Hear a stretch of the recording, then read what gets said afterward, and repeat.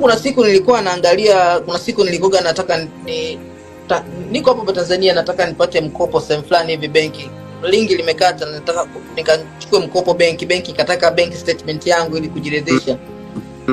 Naenda ku print bank statement yangu, nikaangalia hela nilikuwa natumia ndani ya miezi 6, nikasema na bado sina hata shilingi 10. Hela zote hizi nimerafu sehemu zote ni za starehe nyingi vitu vitumia vikijinga.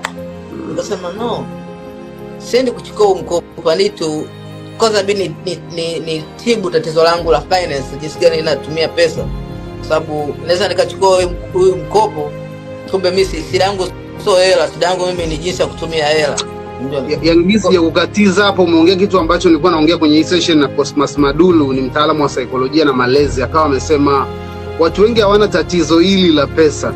Ni kwamba ukiangalia unaingiza shilingi ngapi, unaingiza tu na kutumia shilingi ngapi kwa mwezi, unaweza ukajikuta milioni 10 zinapitaga kwako kila uwazi kwako.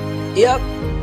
Na hiyo ndio shida ambayo mimi nilikuwa nayo kabisa, kwa sababu sasa kumbe unafikiria, kwa nini unajishangaa, kwa nini unashindwa kuafford kitu fulani, lakini ukielewa kwa piga hesabu hiyo hela, mbona mimi zaidi na lakini nimeifanyia kitu gani? Ukiangalia vitu nilivyofanyia havieleweki, havipo vitu vya maana.